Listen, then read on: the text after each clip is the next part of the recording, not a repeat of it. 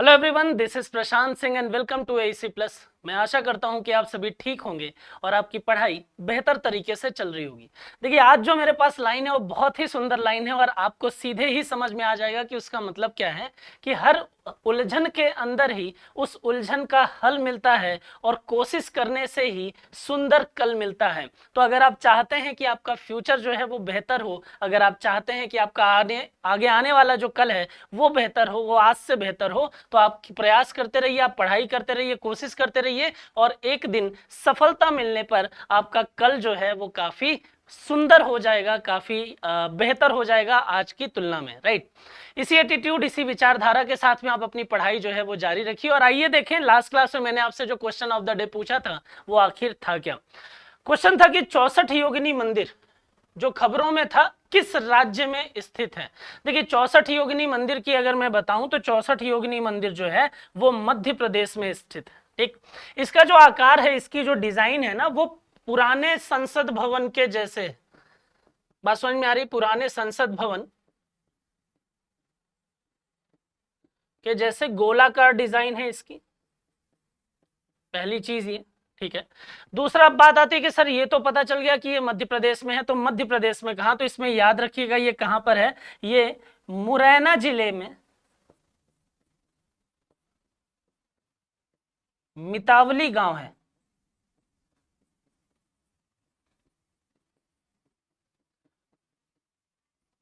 बात समझ में आ रही है?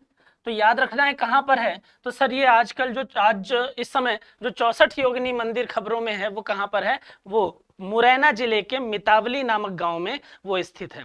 मंदिर के निर्माण की अगर मैं बात करता हूं तो इस मंदिर का निर्माण जो है वो किसने किया है? तो इस मंदिर का निर्माण किया है राजा देवपाल ने।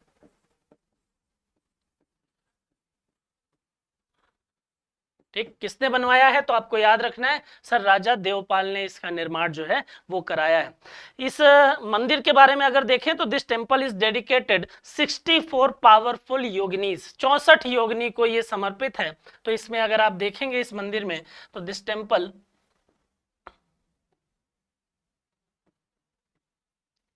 डेडिकेटेड टू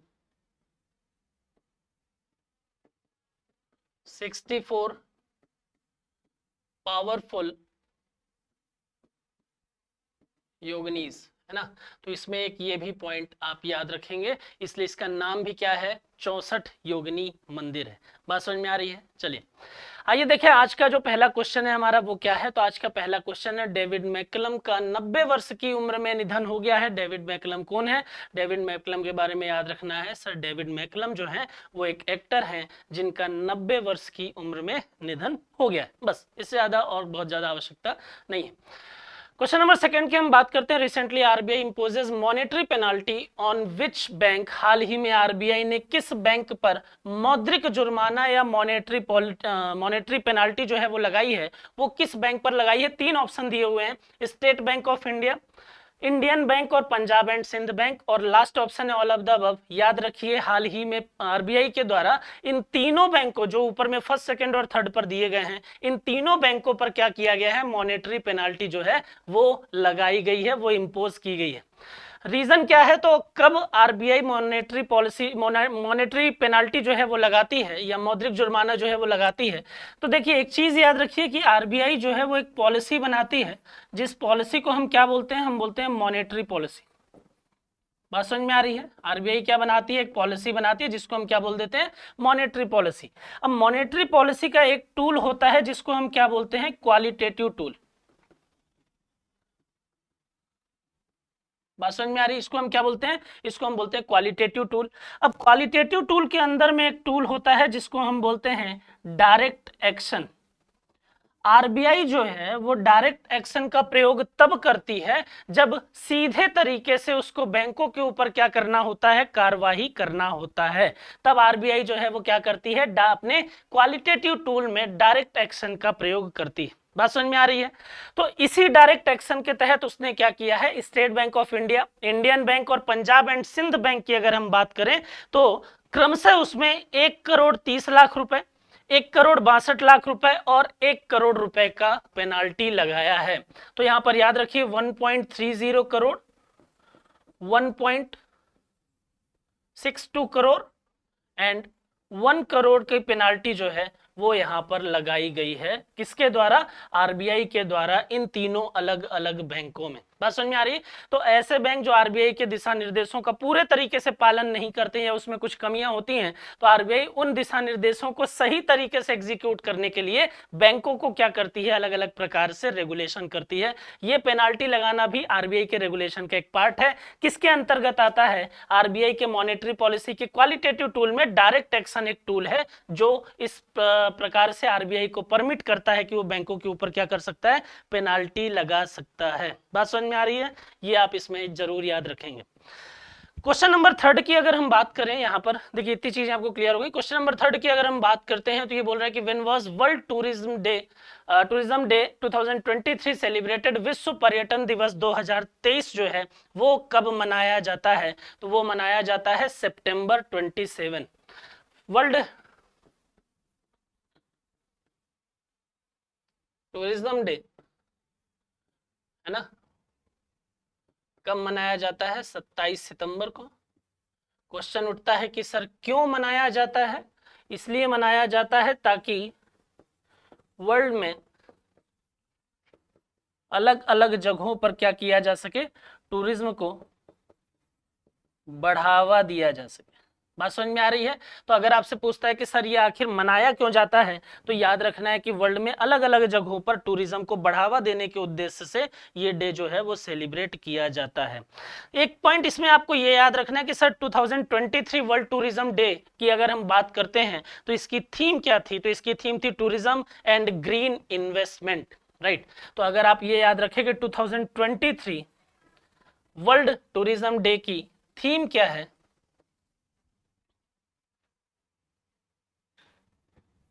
ठीक है, तो वहां पर आप ये बता सकते हैं कि सर इसकी थीम थी tourism and green investment and green investment, right. तो ये पॉइंट भी आपको इसमें याद रखना है।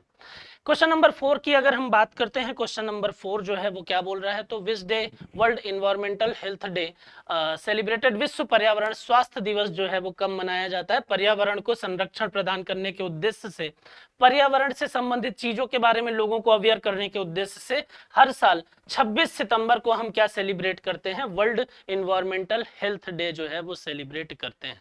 बात समझ में आ रही है? क्वेश्चन नंबर 5 की अगर हम बात करते हैं, क्वेश्चन नंबर 5 जो है वो संजीव मंत्री की बात कर रहा है।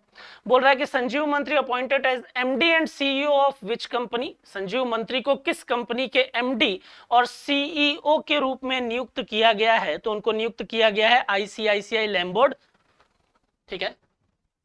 किसके द्वारा? आईसीआईसीआई लैम्बोर्ड में नियुक्त किया गया है, ठीक है। और किसकी जगह पर? तो याद रखना है भार्गव दास गुप्ता की जगह पर। इन्होंने अपना रिटायरमेंट दे दिया था, इन्होंने रिजाइन दे दिया था, वहां से रिटायरमेंट ले लिया था।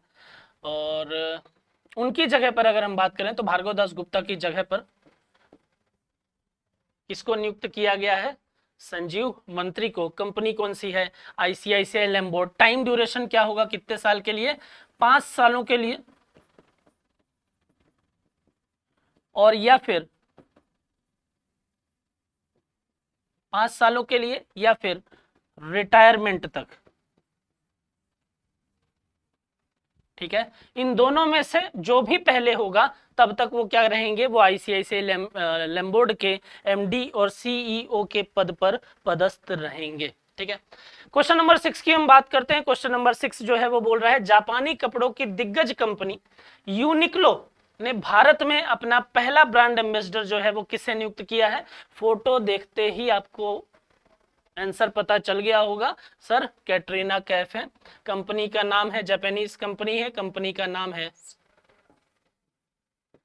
यूनिक्लो, है ना। इंडिया में ब्रांड एम्बेसडर किसको नियुक्त किया? इंडिया में ब्रांड एम्बेसडर बनाया कैटरीना कैफ, ठीक। सेकंड, भारत में अगर हम बात करें तो लगभग 10 आउटलेट जो हैं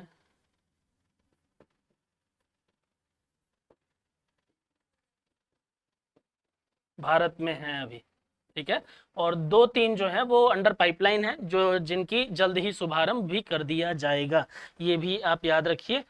10 स्टोर जो हैं वो यहाँ पर अभी वर्किंग फॉर्म में है, आउटलेट जो है वो वर्किंग फॉर्म में। क्लियर। क्वेश्चन नंबर 7 की बात करते हैं। Question number 7 most important question, ठीक है। बात है 54th टाइगर रिजर्व की, नाम है वीरांगना दुर्गावती टाइगर रिजर्व, भारत का 54वां टाइगर रिजर्व, ठीक है। देखिए है क्या, यहां पर अगर हम बात करते हैं तो आप ये देखिए कि इंडिया का, अगर हम बात करें या सीधे अगर मैं आपको बोलूं, वीरांगना दुर्गावती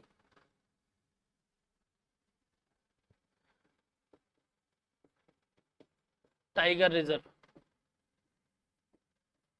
ठीक। वीरांगना दुर्गावती टाइगर रिजर्व की अगर हम बात करते हैं तो ये भारत का 54th नंबर का टाइगर रिजर्व।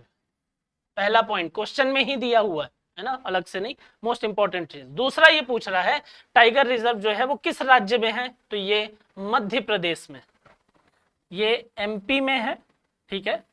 और एमपी के अगर टाइगर रिजर्व की संख्या की अगर हम बात करते हैं तो इसको मिलाकर अगर आप देखेंगे तो एमपी का ये 7th टाइगर रिजर्व है। एमपी की अगर हम बात करें तो एमपी का ये 7th टाइगर रिजर्व है। बात समझ में आ रही है।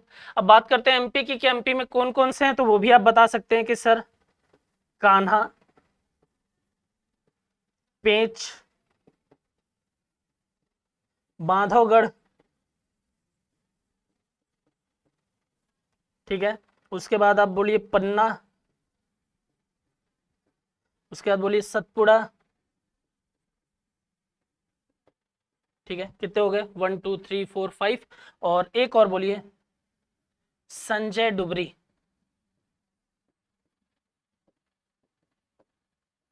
ठीक है। तो एमपी की अगर आप बात करते हो तो एमपी में अभी तक 6 टाइगर रिजर्व थे, महाराष्ट्र में भी 6 टाइगर रिजर्व थे, लेकिन अभी आप देखिए तो एमपी में 7वां टाइगर रिजर्व जो है वो बन गया है और उसका नाम क्या है, वीरांगना दुर्गावती टाइगर रिजर्व। तो एमपी का नवीनतम टाइगर रिजर्व जो है वो कौन सा है, वो है वीरांगना दुर्गावती टाइगर रिजर्व, ठीक है। तो अब ये हो गए हैं 7, इन 7 के नाम जो हैं वो आप इसमें जरूर याद रखेंगे। तो अगर आपसे बोलता है भारत में कितने हैं, भारत में हो गए हैं 54, एमपी में कितने हैं, एमपी में हो गया है 7। जो नवीनतम टाइगर रिजर्व है वो किस राज्य से संबंधित है, 54वां जो है वो मध्य प्रदेश से संबंधित है। टाइगर रिजर्व की बात कर रहे हैं तो टाइगर प्रोजेक्ट भी पता होना चाहिए कि इसकी शुरुआत जो है वो कब हुई है, तो इसकी शुरुआत है 7 अप्रैल 1973, ठीक है, 1973 जो क्या है स्टार्ट हुआ था, क्या स्टार्ट हुआ था, टाइगर प्रोजेक्ट, ठीक। तो ये पॉइंट तो मोस्ट इंपॉर्टेंट है, जनरली डायरेक्ट ही पूछ लेगा कि भाई टाइगर प्रोजेक्ट जो है वो उसकी शुरुआत कब से की गई, उसकी शुरुआत जो है वो 7 अप्रैल 1973 से की गई। अब वापस से लौट कर आते हैं वीरांगना दुर्गावती टाइगर रिजर्व पर। अब यहां पर आप देखेंगे तो आपको ये पता चलेगा कि सर किस जगह पर है, एमपी में तो ठीक है, लेकिन एमपी के किन जिलों में ये फैला हुआ है या किस जिले में फैला हुआ है, तो याद रखिएगा सागर, दमोह और नरसिंहपुर, 3 जिलों के क्षेत्र जो हैं वो कवर करता है, ठीक है। सागर, दमोह और नरसिंहपुर जिलों में फैला है। बात समझ में आ रही है। तो अगर आपसे पूछता है कि सर कौन कौन से जिलों में ये फैला है, तो सागर, दमोह और नरसिंहपुर में फैला। फिर आती है बात कि सर क्या एमपी में टाइगर की संख्या जो है उसमें वृद्धि हो गई है, इसलिए हम नया टाइगर रिजर्व जो है वो बना रहे हैं, नहीं।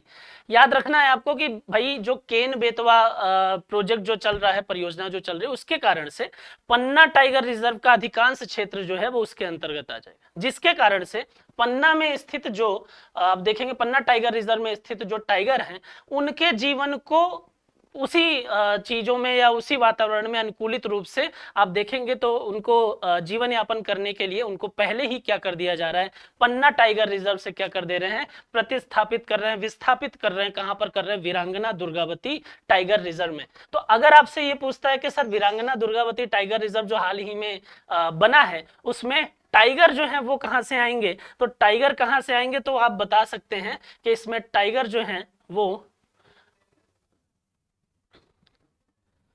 पन्ना टाइगर रिजर्व से आएंगे।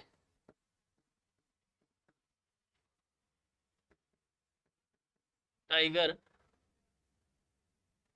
प्राकृतिक तौर पर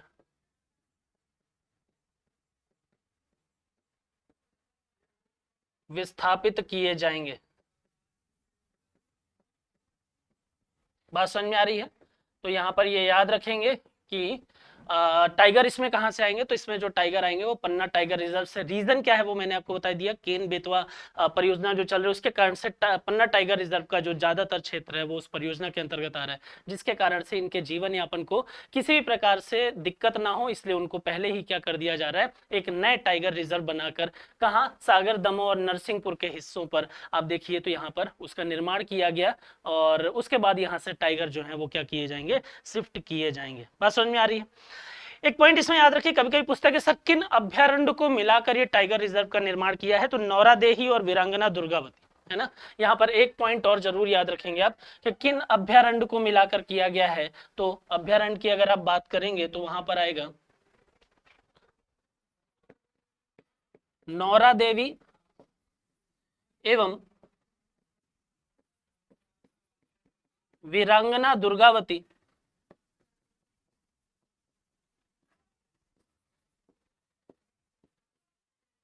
अभ्यारण्य को मिलाकर इसको बनाया गया है। ये पॉइंट मोस्ट इंपॉर्टेंट है, ये आप जरूर याद रखेंगे। ठीक है, आपसे पूछेगा कि सर कौन कौन सा, फटाफट ये बता देंगे सर, नौरा देवी और मतलब नौरा देही और कौन सा, वीरांगना दुर्गावती अभ्यारण्य। ठीक है, तो ये याद रखिएगा।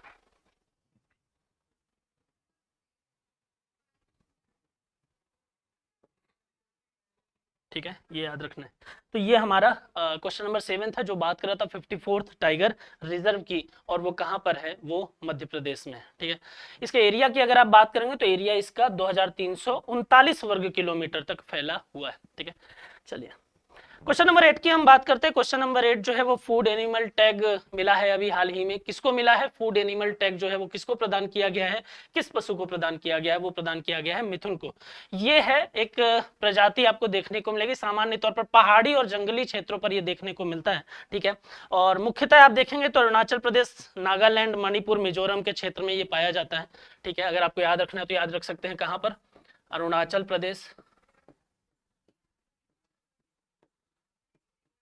नागालैंड,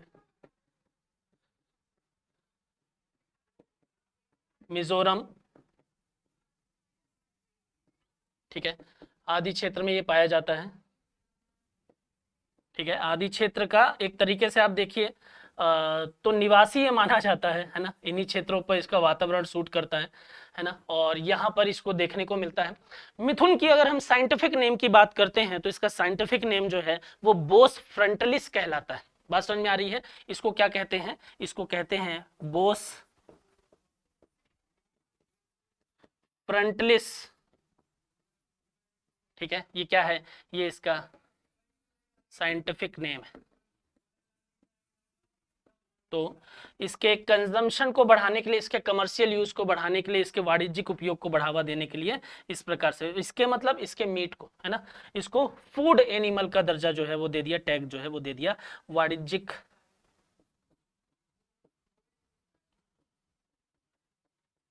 उपयोग को बढ़ावा देने के लिए ये चीजें की गई। बात समझ में आ रही है?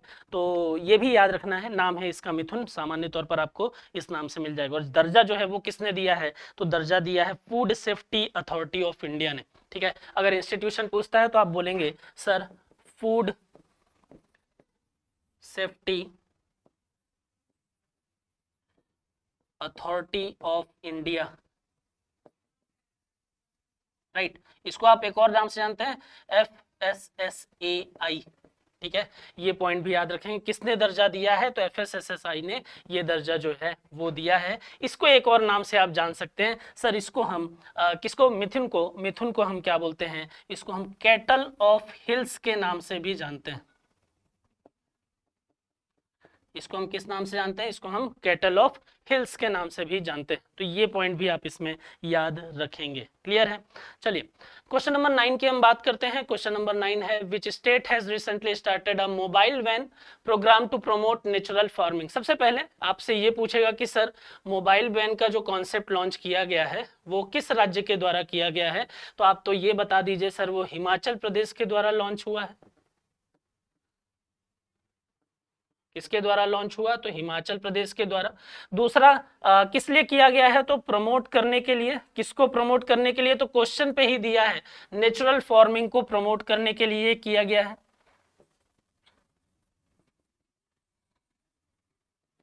बात समझ में आ रही है? तो नेचुरल फार्मिंग को बढ़ावा देने के उद्देश्य से आप देखेंगे तो मोबाइल वैन का कॉन्सेप्ट जो है वो चलाया गया है, हिमाचल प्रदेश सरकार के द्वारा चलाया गया है। और हिमाचल प्रदेश की अब बात करें, हिमाचल प्रदेश जो है वो क्या कहलाता है? तो हिमाचल प्रदेश के बारे में अगर आप देखेंगे, इसको आप माउंटेन स्टेट भी कहते हैं। पहला पॉइंट मोस्ट इंपॉर्टेंट है ना, हिमाचल प्रदेश का जो दूसरा नाम है वो माउंटेन स्टेट है। इसकी राजधानी की अगर आप बात करोगे तो उसको शिमला, इसकी एक और राजधानी है ना, वो आप मुझे फटाफट बता दीजिए कि कब दूसरी राजधानी बोलते हैं। पहली आप कैपिटल अगर याद रखते हैं तो आप कैपिटल में क्या याद रखें? आप शिमला याद रखें। ठीक है, शिमला के साथ में अगर आपसे ये पूछा जाए कि सर सीएम कौन है, तो सुखविंदर सिंह सुक्खू। सुखविंदर सिंह सुक्खू, राइट। गवर्नर कौन है? तो इसके गवर्नर हैं शिव प्रताप शुक्ला। ये लगातार मैं आपको बता ही रहा हूं ये सारी फैक्ट ताकि आपको याद हो जाए, है ना। तो इसके गवर्नर जो हैं वो शिव प्रताप शुक्ला है। बात समझ में आ रही है? तो इतनी चीजें याद रखिए। नेचुरल फार्मिंग को बढ़ावा देने के उद्देश्य से हिमाचल प्रदेश गवर्नमेंट के द्वारा मोबाइल वैन प्रोजेक्ट जो है उसकी शुरुआत की गई है। हिमाचल प्रदेश माउंटेन स्टेट कहलाता है, कैपिटल शिमला है, सुखविंदर सिंह सुक्खू जो है वो यहाँ के सीएम है, और गवर्नर की अगर हम बात करते हैं तो शिव प्रताप शुक्ला जो है वो इसके गवर्नर हैं। बात समझ में आ रही है? क्वेश्चन नंबर 10 की हम बात करते हैं। क्वेश्चन नंबर 10 जो है वो बोल रहा है, which bank has recently raised 10,000 crore through infrastructure bond.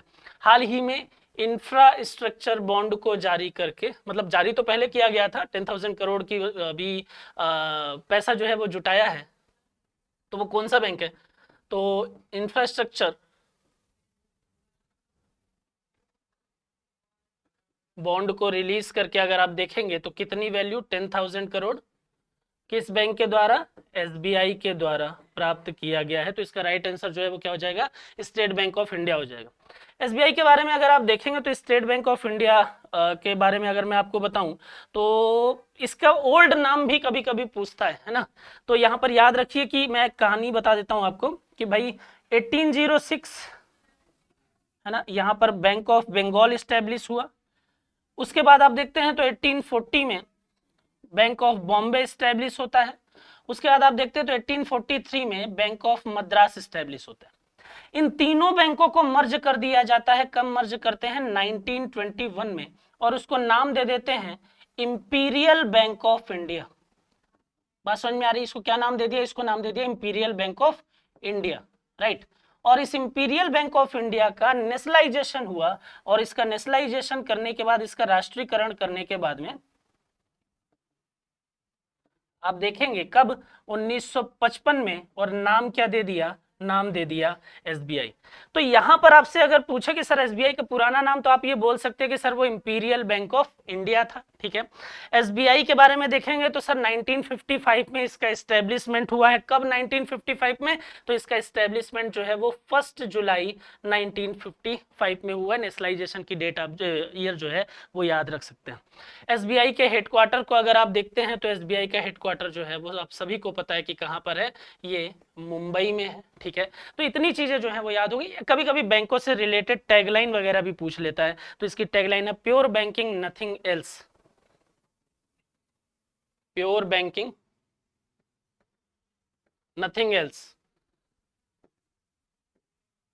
बात समझ में आ रही है? तो इसकी टैगलाइन जो है वो भी आपको याद रखनी है कि सर इसकी टैगलाइन क्या है। तो टैगलाइन है एसबीआई की प्योर बैंकिंग नथिंग एल्स, जैसा काम है वैसा इसका टैगलाइन भी इन्होंने बनाया हुआ है। चेयरमैन आप देखेंगे दिनेश कुमार खत्रा जो हैं वो वर्तमान में इसके चेयरमैन हैं, ठीक है। तो इसके चेयरमैन की अगर आप बात करोगे तो वो है दिनेश कुमार, है ना, खारा। आप दिनेश कुमार भी याद रखेंगे तो कोई समस्या उसमें नहीं है जब तक ये रहते हैं। तो ये हमारे 10 क्वेश्चन थे। आपके लिए जो क्वेश्चन ऑफ द डे है वो ये है कि भारत की पहली ईंधन सेल हाइड्रोजन बस को हरदीप सिंह पुरी ने कहां हरी झंडी दिखाई है, ठीक है। तो हाइड्रोजन बस की बात करेंगे, आप फटाफट आंसर ढूंढिए और मुझे कमेंट करके बता दीजिए। आई होप कि आपको चीजें जो हैं वो पसंद आई होंगी, ठीक है। देखिए अभी हम और हमारी टीम जो है वो आपके आगे आने वाले एग्जाम में कुछ फैक्चुअल पोर्शन को भी कवर कर रही है, ठीक है। उन फैक्चुअल पोर्शन में जो भी स्टैटिक पोर्शन है, अलग अलग टॉपिक से रिलेटेड जो भी स्टैटिक पोर्शन है, उनके बहुत शॉर्ट वीडियो 10-10 मिनट की वीडियो जो है वो हम बना रहे हैं और एकदम टू द पॉइंट, जो आपको सिर्फ याद रखना है कि ये याद करके चले जाइए, वो आपके एग्जाम में डायरेक्ट ही पूछे जाएंगे, वो हम कवर कर रहे हैं, ठीक है। तो उससे रिलेटेड वीडियोस जो हैं वो आपको मिल रहे हैं, आप जाइए उनको देखिए और अपने एग्जाम की जो तैयारी है उसको थोड़ा और बूस्ट करिए ताकि फैक्ट जो है वो भी आपको याद रहें, ठीक है। दूसरा हम ये कर रहे हैं कि करंट अफेयर्स जो डेली तो चल ही रहा है ना, लेकिन अगर जो करंट अफेयर्स आपका छूट गया है जनवरी से लेकर और अभी तक के करंट अफेयर्स को कवर करने के लिए और थोड़े से बूस्ट फॉर्म में उसको कवर करने के लिए, फास्ट फॉरवर्ड कवर करने के लिए हम 2-2 महीने के सेगमेंट के करंट अफेयर्स जो है वो सीरीज भी लेकर आ रहे हैं और सीधे टू द पॉइंट बात करेंगे, है ना। बहुत ज्यादा यहाँ तो हम डिस्कशन कर लेते हैं इसलिए थोड़ा सा समय लगता है, लेकिन वहां टू द पॉइंट बात करेंगे। आपको सिर्फ याद रखना है आपको, ताकि एक बार आपके आंखों के सामने से वो चीजें होकर गुजरे और आप नोट्स बना लें ताकि वो आपको याद रहे। तो आगे आने वाले एग्जाम में अगर जनवरी से अभी तक के करंट अफेयर्स पूछता है तो वो भी वहां पर आपके कवर हो जाए। बात समझ में आ रही है? तो ये सारी चीजें हम कवर कर रहे हैं, हम मेहनत कर रहे हैं, आप भी थोड़ा अपनी तरफ से मेहनत जो है वो करते रहिए, पढ़ाई करते रहिए, खुश रहिए। Thank you so much.